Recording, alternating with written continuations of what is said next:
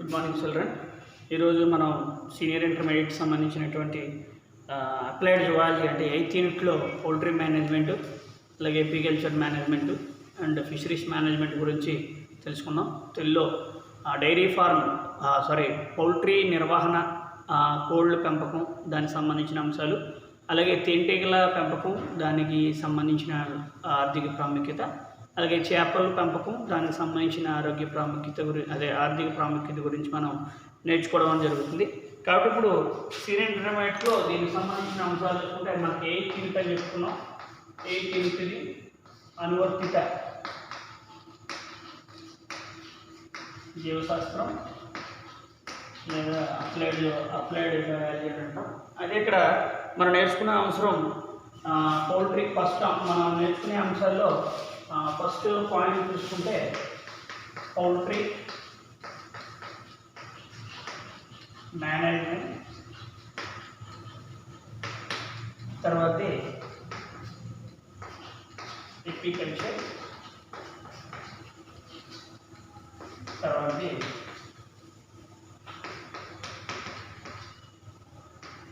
Pisciculture,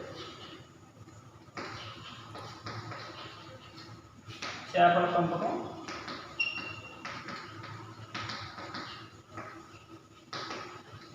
తేనెటీగల పెంపకం, కోళ్ళ పెంపకం. ఇది మనం ఈరోజు నేర్చుకోబోయే అంశాలు. దానికి సంబంధించిన విషయాలు చూసుకుంటే అయితే ఇక్కడ మనకి కోళ్ళు గురించి మనం ఫస్ట్ టాపిక్ని మనం ఇక్కడ నేర్చుకున్నాం. దీనికి సంబంధించిన అంశాల్లో కోళ్ళకు సంబంధించిన అంశాలు చూసుకుంటే మనకి కోళ్ళు రెండు రకాలు మనకి లభ్యమవుతాయి. ఒకటి లేయర్లు, రెండు బ్రాయిలర్లు.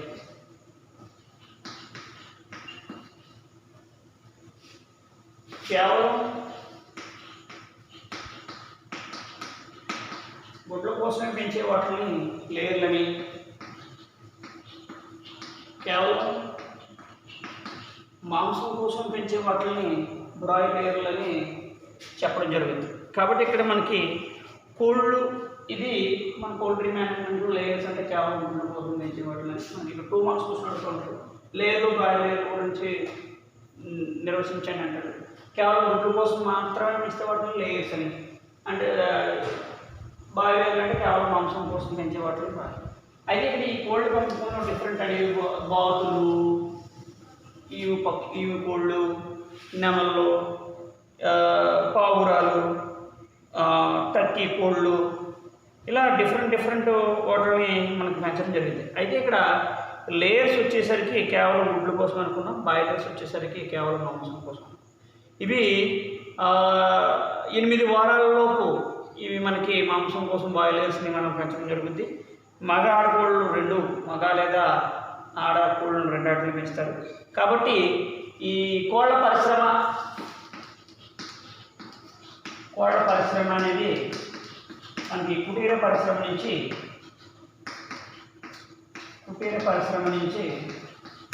పెద్ద తరహా పరిశ్రమకి అభివృద్ధి చెందింది. పెద్ద తరహా పరిశ్రమగా మనకి అభివృద్ధి చెందింది. సాధారణంగా ఇది తక్కువ స్థాయిలో ఉండేది. తర్వాత ప్రభుత్వ ప్రోత్సాహకాల ద్వారా ప్రతి ప్రాంతంలోనూ కోళ్ళ పరిశ్రమ అనేది బాగా నెలకొల్పడం జరిగింది. కాబట్టి మన దేశంలో మన ప్రపంచంలో మనం 3వ స్థానంలో గుడ్లు ఉత్పత్తిలో ఉన్నాం, అలాగే మాంసం ఉత్పత్తిలో 5వ స్థానంలో మనం ఉన్నాం. అయితే ఇక్కడ ఈ కోళ్ళ గుడ్ల కోసం లేదా మాంసం కోసం వివిధ రకాల మార్పులు చేసి వాటిని మన అభివృద్ధి చెందించడం అనేది జరుగుతుంది. అంటే తక్కువ సమయంలో ఎక్కువ మాంసాన్ని ఇచ్చే కోళ్ళను, అలాగే తక్కువ సమయంలో పరిపక్వతకు వచ్చి గుడ్లు పెట్టే కోళ్ళను మనం పెంచడం జరుగుతుంది. అయితే ఇక్కడ ఆధునిక పౌల్ట్రీ పితామహులు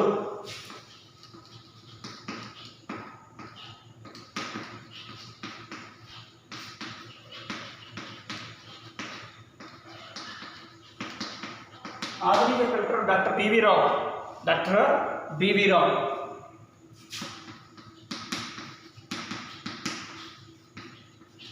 డాక్టర్ బివి రావు ఆయన ఆధునిక పౌల్ట్రీ పితామహుడు. ఇతను నేషనల్ ఎగ్ కోఆర్డినేషన్ కమిటీ వ్యవస్థాపకుడు. నేషనల్ ఎగ్ కోఆర్డినేషన్ కమిటీ వ్యవస్థాపకుడు.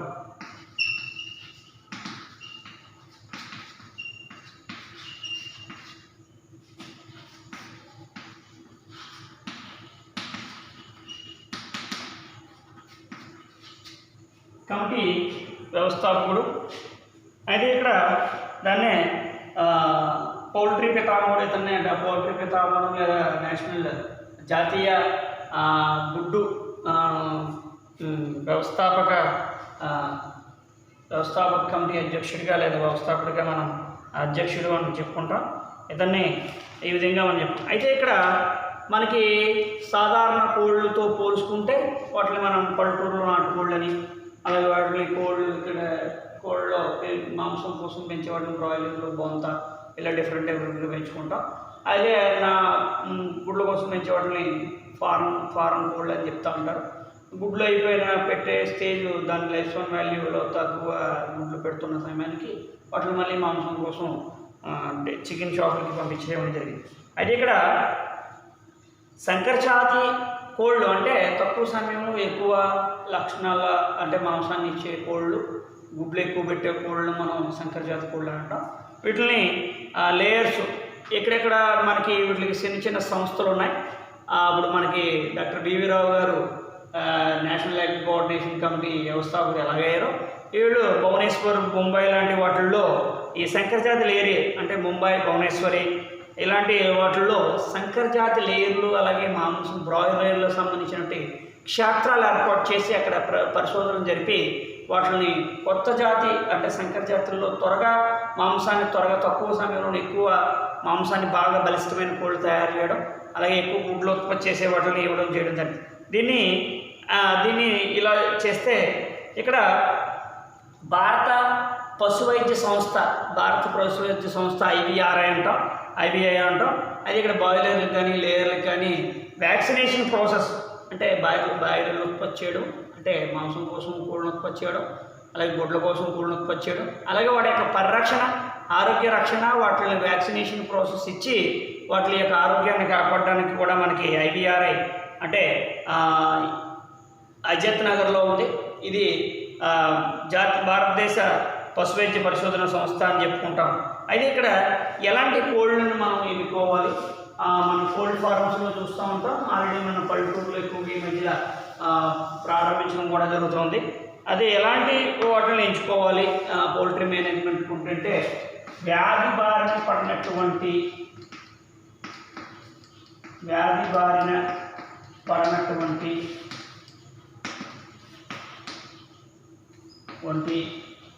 లేదా వ్యాధి నిరోధక శక్తి అధికంగా ఉండడం, అధికంగా గల కోళ్ళను ఎన్నుకోవడం. తర్వాత సంకర్ లేయర్లు,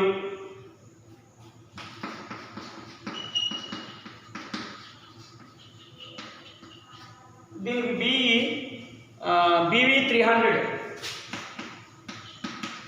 దీని నెంబర్ అంటే సంకర్ లేయర్స్లో అంటే ఎక్కువ గుడ్లు పెట్టేవాళ్ళు BV300, అలాగే హెలెన్, పూనా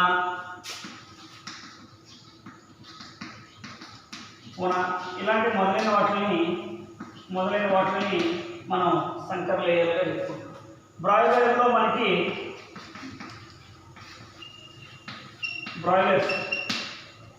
ఇప్పుడు ఆల్రెడీ ప్రజెంట్ మన చికెన్ షాప్ దగ్గరికి వెళ్ళినప్పుడు బోర్డు మీద వెన్కాప్, సుగ్నా ఇలా డిఫరెంట్ కంపెనీ పేర్స్ ఉంటాయి చూడండి. అలాంటి కంపెనీస్ అంటే బాయిలర్స్లో పెంచడానికి అనువైన ఏంటంటే వెన్కాప్, సుగ్నా, హబార్ట్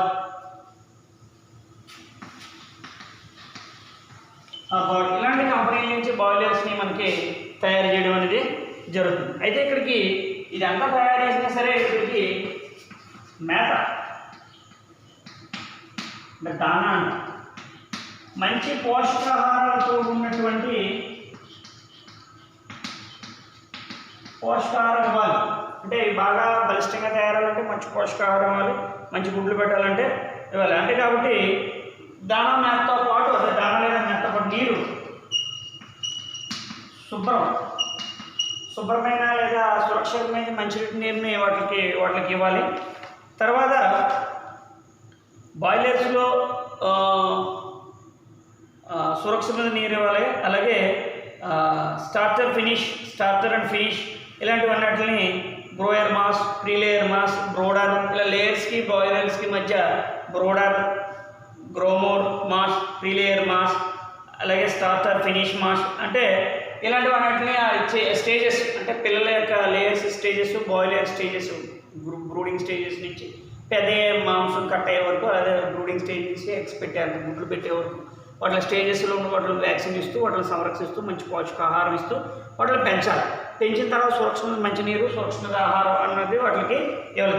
ఆరోగ్యపరమైన జాగ్రత్తలు ఎలా చూసుకోవాలి అంటే మరి పౌల్ట్రీ ఫామ్ పెట్టాం లేదా పౌల్ట్రీ ఫామ్ రన్ అవుతుంది, ఎలాంటి ఆరోగ్య పరిస్థితులు ఉంటాయి వాటిలో, మరి అన్ని కోళ్ళు ఎక్కువ గుంపుగా ఉంటాయి, అలాగే వాటి యొక్క వాతావరణం పెరిగే వాతావరణం బట్టి విధానం ఉంటుంది.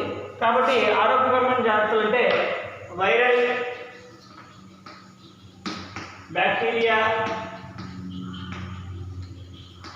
శిలీంధ్రాలకు సంబంధించినటువంటి వ్యాధులు వస్తూ ఉంటాయి కోడికి.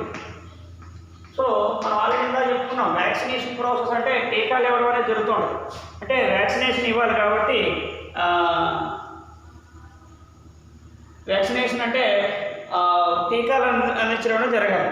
కాబట్టి బ్యాక్టీరియా, శిలీంధ్రాలు, వైరల్ సంబంధించిన వ్యాధులు రావడం అనేది జరుగుతుంది. బ్యాక్టీరియల్ వ్యాధులు అంటే ఏంటంటే కలరా, ఇన్ఫెక్టిన్ కొరేజా ఇలాంటివి, వీటికి యాంటీబయాటిక్స్ ఇస్తాం.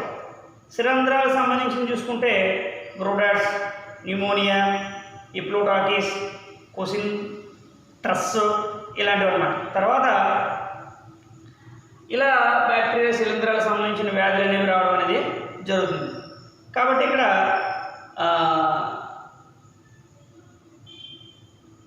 వైరల్ వ్యాధులకు సంబంధించింది వచ్చేసరికి రాన్కిటీ, మోరాక్స్, గంగోలి ఇలా వ్యాధులు అనేవి కనిపిస్తూ ఉంటాయి. తర్వాత మనకి ఇక్కడ ఈ మాంసం, గుడ్లు ఇవన్నీ కూడా మంచి ప్రోటీన్ లేదా ప్రోటీన్ సంబంధిత ఆహార పదార్థాలుగా మనకి ఇప్పుడు ప్రస్తుతం వాడుతున్నారు, అంతకుముందు వాడేవారు. కాబట్టి కోడికి సంబంధించినటువంటి బ్రాయిలర్కి సంబంధించిన మాంసంలో మంచి ప్రోటీన్, అధిక పోషక విలువలు ఉంటున్నాయి కాబట్టి, అలాగే ఎగ్స్లో కూడా మంచి పోషక విలువలు కాబట్టి వీటికి అధిక దిగుబడి ఇచ్చే కోళ్ళని మనం దిగుమతి చేసుకుంటూ మాంసానికి అలాగే కోళ్ళకు సంబంధించిన గుడ్లను మంచి పోషకాహారంలో మనకి దైనందిన జీవితంలో తినే ఆహార పదార్థాలు ముఖ్యమైన ఆహార పదార్థంగా వాడుతున్నాం. ప్రస్తుతం అవుతున్న కోవిడ్ నేపథ్యంలో కూడా దీన్ని బాగా మంచి పోషకాలుగా మనకి డాక్టర్లో సజెస్ట్ చేయడం అనేది జరుగుతుంది. అయితే కోళ్ళలోకి వచ్చే వ్యాధిలో ఇంకోటి ఏంటంటే ఏవియన్ ఫ్లూ జబ్బు అని చెప్తారు. దీన్నే బర్డ్ ఫ్లూగా చెప్పుకోవడం జరిగింది. ఇది ఏవియన్ ఫ్లూ అనేది వైరస్ సంబంధించినటువంటి వ్యాధి. ఇది అంటు వ్యాధి.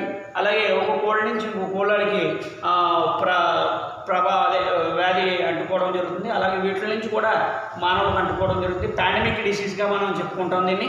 అలాగే ఈ వ్యాధి యొక్క ఎలాంటి లక్షణాలను కలిగి ఉంటుందంటే వ్యాధి వచ్చినప్పుడు ఏ రకం పక్షుల నుంచి పక్షులకి ఎలాగా డిస్పాచ్ అవుతుందంటే కోడి యొక్క లాలాజలం, నోటి ద్వారా రిలీజ్ అయ్యే లాలాజలం, రెట్లో మల పదార్థం ఇలాంటి ఆ వ్యాధి సోకిన కోడి నుంచి లాలాజలం గారినా కానీ లేదా మల పదార్థం ద్వారా కానీ దాని నుంచి పక్క కోడికి అంటుకోవడం, పక్క కోడి నుంచి అలా మొత్తం డైరీ ఫామ్ అంతా స్ప్రెడ్ అవుతుంటుంది. ఇది వ్యాధి సోకిన కోడి యొక్క 10 రోజుల వరకు ఈ రకమైన ఇబ్బందులు ఎదురవుతూ ఉంటాయి. అలాగే ఈ ఈ ఈ పౌల్ట్రీలో డైరీ మాంసం సరిగా ఉడకబెట్టుకునే మాంసం లేదా ఇలాంటి కోళ్ళని మనం పట్టుకోవడం ద్వారా లాలాజలం మనకు తగలడం ద్వారా కూడా ఈ వ్యాధి మనకి మానవులకి సంభవించడం జరుగుతుంది. మానవులకు సంభవించిన తర్వాత ఈ వ్యాధి యొక్క లక్షణాలు ఎలా ఉంటాయి, వ్యాధి ఎలా డిస్పాచ్ అవుతుంది, మళ్ళీ ఇతర మానవులకు ఎలాగ డిస్పాచ్ అవుతుందంటే వ్యాధి సోకిన వ్యక్తి దొగ్గిన, తుమ్మిన, తుంపర్లు రోగి లాలాజలం నుంచి కానీ శ్వాస తుంపర్ల ద్వారా కానీ బయటకు రిలీజ్ అవుతూ ఉంటాయి. ఇలా బయటకు రిలీజ్ అయినటువంటి వ్యాధి వస్తుంది. అలాగే ఈ వ్యాధి లక్షణాలు అంటే కఫంతో కూడిన దగ్గు, కండరాలు నొప్పి రావడం, అలాగే డయేరియా, శ్వాస తీసుకోవడంలో ఇబ్బంది, జ్వరం, తలనొప్పి, మాట తడబడడం, గొంతు నొప్పి లాంటి లక్షణాలు దగ్గరగా కరోనా లక్షణాలే. ఇలాంటివన్నీ ఈ లక్షణాలు అనేవి జరుగుతూ ఉంటుంది. కాబట్టి మనం డైరీ ఫార్మ్లో పనిచేస్తున్నప్పుడు మాస్క్ ధరించుకుని మనం అలాగే తరచూ చేతులు కడుగుతూ జాగ్రత్త పాటించాలి. అలాగే మాంసం ఒకవేళ కోడి అలాంటి లక్షణాలు ఉన్న కోడిని మన మాంసాన్ని తెచ్చుకున్నట్లయితే లేదా చికెన్ షాప్లో మనకు తెలియదు కదా, అప్పుడు ఆ మాంసాన్ని బాగా ఉడకబెట్టినట్టయితే ఆ వైరస్ యొక్క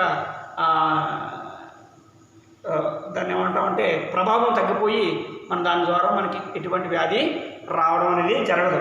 ఇది కోళ్ళ సంబంధించినటువంటి డైరీ పౌల్ట్రీ ఫార్మేట్ సంబంధించినటువంటి అంశం.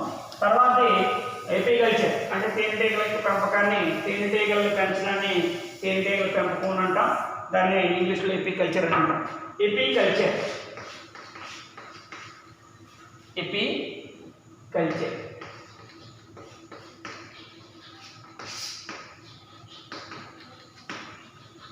తేనెటీగల పెంపకం అంటే సాంప్రదాయ పద్ధతుల్లో కానీ తేనెని కలెక్ట్ చేస్తాం. తేనె సాంప్రదాయ పద్ధతులు అంటే యాక్చువల్గా అవి గుంపులుగా ఉంటాయి. సహనవేశ జీవులు ప్రకృతిలో విరివిగా తిరుగుతూ ఉంటాయి. చెట్లు కొమ్మలకు కానీ లేదా గోడలకి, పాడుపడ్డ ఇళ్ళకి కానీ లేదా గోడలకు కానీ పొట్లు పెట్టుకుని ఇవి సహనవేశ గుంపులుగా అందులో జీవిస్తూ ఉంటాయి. అలాగే ఇవి ప్రకృతిలో లభించే మొక్కల యొక్క మకరందాన్ని నుంచి పుష్పాల నుంచి మకరందాన్ని సేకరించి ఇవి ఇందులో స్టోర్ చేస్తూ ఉంటాయి. ఈ స్టోర్ చేసిన దాంట్లో మనకి స్వీట్ బాగా తీపి పదార్థం తేనె అంటే ఇది బాటసార్లు ఇలాంటి వాటిల్లో ఈ చెట్టు కొమ్మల నుంచి తేనెని కలెక్ట్ చేస్తూ ఉంటారు. ఇది సాధారణంగా పల్లెటూరులోనూ అడవి ప్రాంతాల్లో జరిగే విధానం. అలా కాకుండా తేనెటీగలనే ఒక పెట్టెలు లాంటి పంజరాల లాంటి పెట్టెలు తయారు చేసి మనకి అందులో ఆ చెట్లకి కట్టి ఆ చెట్లలో ఈ తేనెటీగలను అందులో ఒక రాణి ఈగని కొన్ని కూలి ఈగలని పెడితే అవి మకరందాన్ని చేసుకొచ్చి మళ్ళీ అందులో స్టోర్ చేసిన తర్వాత ఆ పొట్టుని మనం దాని నుంచి తేనె సేకరించి మళ్ళీ వాటి ఈగలు మళ్ళీ మనం పెంచుకోవడానికి జరుగుతుంది. అంటే బయట సాంప్రదాయ పద్ధతుల్లో అయితే అవి ఎక్కడ దిగిన పెడతా ఉంటాయి, అయిపోయిన తర్వాత మళ్ళీ ఇంకో దిగిన పెడతా ఉంటాయి.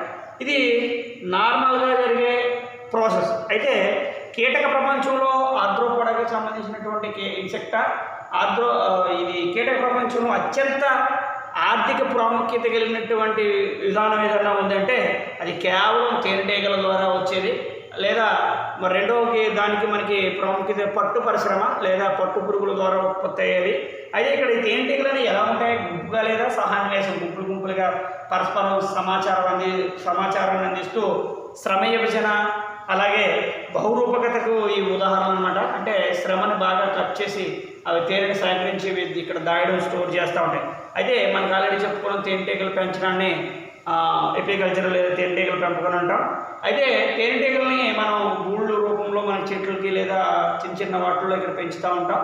అయితే మనకి చుట్టుపక్కల ఉన్నాయి మనకి సరౌండింగ్స్లో ప్రతిపాడు ఏరియాలో పట్టు పరిశ్రమలతో పాటు ఈ తేనె పరిశ్రమలు కూడా ఉండడం అనేది జరుగుతుంది. అయితే మనకి రెండు రకాల జాతులు అనేవి మనకి ఈ తేనెటీగల్లో మనకి బాగా అధిక ప్రాముఖ్యత కలిగినటువంటి తేనెటీగలుగా మనం చెప్పుకుంటాం. అయితే అది Apis mellifera,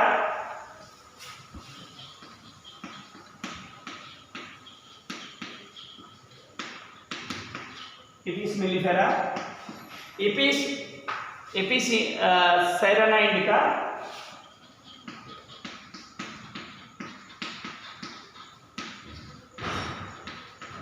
Apis cerana indica అనే రెండు జాతులు ఉంటాయి. ఫస్ట్ ఐరోపాకి చెందినటువంటి జాతి, తర్వాత ఇండియాకి సంబంధించినటువంటి జాతి. కాబట్టి ఇక్కడ పసుపు నాణ్యమైన తేనె ఇవ్వడానికి బాగా పెంచడం జరుగుతుంది. ఇది ప్రకృతిలో ప్లస్ పెంచడం అంటే బయట ఉంటాయి మళ్ళీ పెంచడానికి కూడా అనుకూలంగా ఉండేవి ఈ రెండు వాటి వల్ల మనకి తేనె ఉత్పత్తి పెంచుకోవడం కోసం మనం పెంపకంగాను ప్లస్ ప్రకృతిలో లభించే విధంగాను మనం దాన్ని వాడుకుంటాం. అయితే తేనెటీగలో ఇది తేనెటీగల ఇది 2 జాతులు అని చెప్తాం. తర్వాత అసలు తేనెటీగ పొట్టు, తేనె పొట్టు అంటాం. తేనెటీగలన్నీ కలిపి ప్రాంతాన్ని తేనె పొట్టు అంటాం, లేదా గూడు మన భాషలో చెప్పుకోవాలంటే తేనె పొట్టు అంటాం, లేదా తొట్ట. తేనె తొట్ట చూసుకుంటే లేదా తేనె పొట్టు అంటాం, తేనె తొట్ట. అసలు మనకి ఈ తేనె తొట్టులో మేజర్ రాణిగా, తర్వాత వంజ స్త్రీజీవి లేదా కూలి ఆడేయగా, మగేయగా, దాన్ని కూలి మగేయగా అంటాం. ఇలా 3 రకాల ఏగలు మనకి దీన్ని డ్రోన్స్ అంటాం, డ్రోన్స్.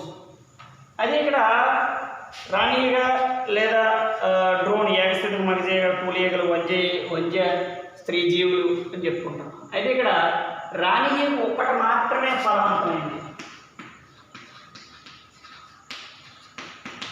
ఫలవంతమైంది.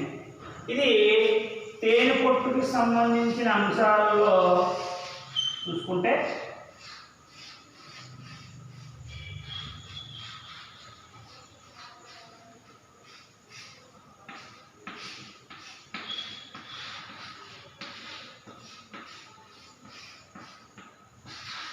ఇలా ఉంటే రఫ్ డయాగ్రామ్ ఒకటే ఉంటుంది ఫిమేల్,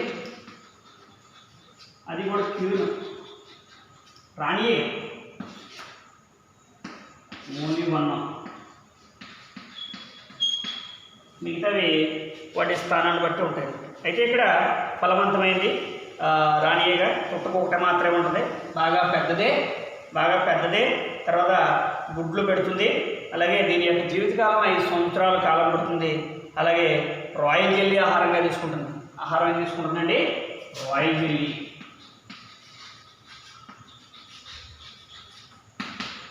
జెల్లీని ఆహారంగా తీసుకుంటుంది. తర్వాత ఏమనుకున్నాం, డ్రోన్స్ మగీగ లేదా వంజ మరగేగలు లేదా డ్రోన్స్ అని చెప్తాం. ఇవి చాలా బలిష్టంగా ఉంటాయి. అలాగే పెద్ద రెక్కలు కలిగినట్టు ఉంటాయి. అలాగే వీటి యొక్క జీవితకాలం మనం పుస్తకంలో కానీ నమోదు కాలేదు, కానీ చాలా మిగతా వాటితో పోలిస్తే తక్కువ కాలం మాత్రమే జీవించడం అనేది జరిగింది. తక్కువ కాలం జీవిస్తాయి. అలాగే తేనె తొట్టలో ఉన్నటువంటి రొట్టెను, అంటే మైనపు పదార్థాలు లాంటి చిన్న రొట్టె లాంటి, అంటే మకరందం నుంచి సేకరించినటువంటి పొట్టు లాంటి నిర్మాణాన్ని ఆహారంగా తీసుకుంటాయి. ఇవి ఫలదీకరణం చెందలేనటువంటి అండాల ద్వారా విడుదలైనటువంటి మగజీవులు, అంటే అందువల్ల వీటిని డ్రోన్స్ అని చెప్తాం. తర్వాత 3వది కూలియేగ, అంటే మనం ఆల్రెడీ తీసుకున్నాం వంజ స్త్రీజీవి లేదా కూలియేగ అంటాం. ఇన్ఫెర్టిలిటీ,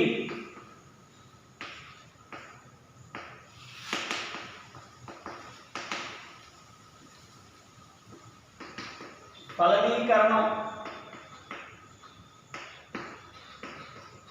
చెందని, ఇది కూడా సేమ్ అంతే,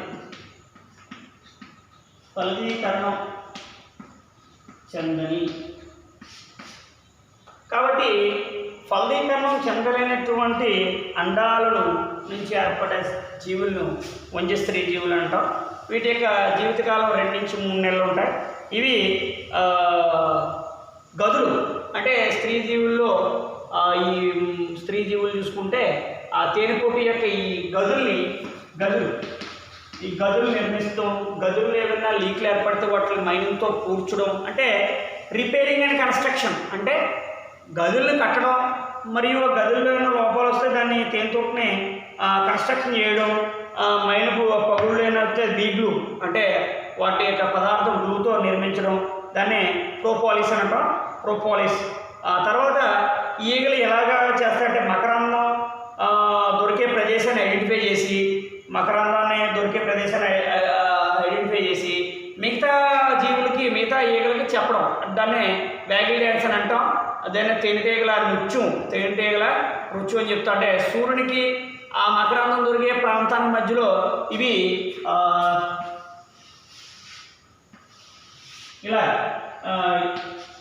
ఇలా డ్యాన్స్ అంటే ఈ ప్లేస్ నుంచి బెల్లి డ్యాన్స్ అని అంటారు, బ్యాగిల్ నిచ్చు అంటారు. బ్యాగిల్ డ్యాన్స్ అనేది ఇలా డ్యాన్స్ అనేది జరుగుతూ ఉంటుంది. అంటే సూర్యుడు ఉన్న ప్రాంతం నుంచి మకరందం దొరికే ప్రాంతానికి అవి కమ్యూనికేషన్ చేసుకుంటూ వెళ్తూ ఉంటాయి. ఎప్పుడైతే మకరందాన్ని ఐడెంటిఫై చేసాయో అవి వెంటనే మిగతా తేనెటీగలకి, మిగతా ఫీమేల్స్కి ఇక్కడ తేనె లేదా మకరందం దొరుకుతుంది అని వ్యాగల్ డ్యాన్స్ రూపంలో మనకి అవి చెప్పడం అనేది జరుగుతుంది. కాబట్టి ఇక్కడ దీన్ని వ్యాగల్ డ్యాన్స్ అని అంటాం. సూర్యుని స్థానం నుంచి మకరందం దొరికే ప్రాంతాన్ని. కారల్ వాన్ ఫ్రిష్ అనే శాస్త్రవేత్త ఈ తేనెటీగల నృత్యం ద్వారా కమ్యూనికేట్ లేదా సంభాషించుకుంటాయి, మాట్లాడుకుంటాయని చెప్పడం అనేది జరిగింది. కాబట్టి ఇంకొకటి అంటే మగ ఈగలకున్న ఇంకొక పాయింట్ చెప్పడం మర్చిపోయాను. మగ ఈగల్లో విషతుల్యతమైనటువంటి కుంక్యం లాంటి కుక్యం లాంటి నిర్మాణం ఉంటుంది. పుట్టు పరికరం అంటాం దాన్ని. అది మానవులు కానీ మిగతా జీవులు కానీ కుడతా ఉంటుంది అన్నమాట దాన్ని. అలాగే తేనెటీగల మైనం ఉత్పత్తి అవుతున్నాను కదా, అంటే తేనెటీగల యొక్క 2 నుంచి 5 ఉదర ఖండితాలు ఖండీభవనం కదా, ఖండితాల నుంచి ఈ ఉదర గ్రంథుల నుంచి ఈ మైనం అనేది ఉత్పత్తి అవుతుందన్నమాట. అయితే తేనెటీగల యొక్క ఈ తేనె లేదా తేనెటీగలకు సంబంధించిన మైనం లేదా ఉత్పత్తి ఇలాంటి వాటిలో ప్రాముఖ్యత ఏంటంటే చూసుకుంటే, ఇక తేనెలో ఎక్కువగా మనకి ఫ్రక్టోజ్, అలాగే గ్లూకోజ్, ఖనిజ లవణాలు, విటమిన్స్, నీటికి మంచి వనరుగా మనం చెప్పుకోవచ్చు. మైనాన్ని సౌందర్య లేపనాలు, పాలిష్, కొవ్వొత్తులు తయారీపడతాం. ప్రోపాలిస్ కాలినొప్పరకాల గాయాలకి, వాపులకు ఉపయోగిస్తారు. తేనెటీగల విస్తుల్య ఖండితం నుంచి విషయం నుంచి రొమటాయిడ్ అంటే కేళ్ల వాపులు, కేళ్ల వ్యాధి చికిత్స ఉంటాయి. అలాగే తేనెటీగలు ముఖ్యంగా మొక్కల్లో ఏ విధంగా ఉపయోగపడతాయి అంటే పరాగ సంపర్కం. ఈ సన్ఫ్లవర్, పొద్దుతిరుగుడు పురుగులు, బ్రాసికా, యాపిల్, పియర్ లాంటి మొక్కల్లో ఈ పరాగ సంపర్కం జరగడానికి మకరంద చేయబడడం అనేది జరిగింది. 3వ అంశం చూసుకుంటే మత్స్య పరిశ్రమ. మనం పౌల్ట్రీ, తర్వాత ఎపికల్చర్, 3వది ఫిషరీస్ మత్స్య పరిశ్రమ.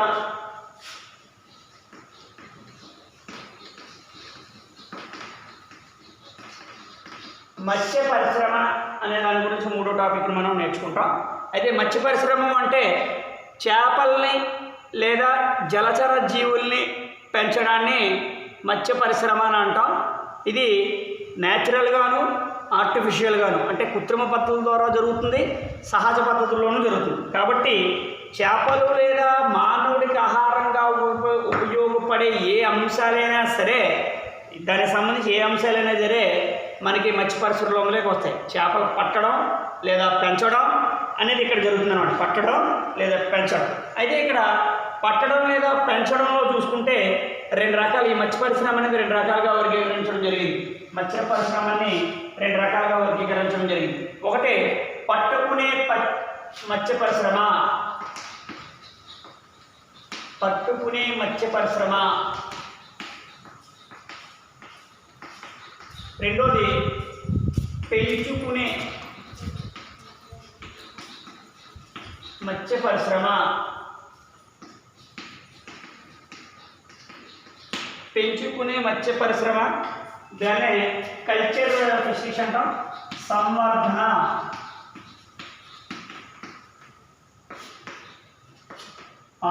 సంవర్ధన అని అంటాం. అయితే ఇక్కడ పట్టుకోనే లేదా పట్టుకోబడే మత్స్య పరిశ్రమ అంటే చెరువులు, నదులు, సముద్రాలు ఇలాంటి సహజ నీటి ఆవాసాలు, సముద్రాలు, చెరువులు, నదులు, కాలువలు ఇలాంటివి సహజ ఆవాసాల నుంచి ఏవైతే ఉన్నాయో వాటి నుంచి జలచర జీవుల్ని మనం పట్టుకోవడాన్ని మనం చెప్పుకుంటాం. అయితే మంచినీటిలో పట్టుకుంటే వాటిని మంచినీటి మత్స్య పరిశ్రమ అని, సముద్రపు నీటిలో వాటిని పట్టుకుంటే సముద్రపు నీటి లేదా మెరైన్ ఫిషరీస్ అని లేదా సముద్రపు నీటి మత్స్య పరిశ్రమ అని, ఈ రెండూ కాకుండా మనకి సముద్ర నీరు, ఉప్పు నీరు కలిసిన బ్రాకిష్ వాటర్ ఉప్పు నీటి కైల ద్వారా మత్స్య పరిశ్రమ అని, ఇవి కాకుండా సముద్ర సదూర తీర ప్రాంతాల్లో జలచర జీవులను పట్టుకుంటే వాటిని దూర తీర ప్రాంత మత్స్య పరిశ్రమ అని,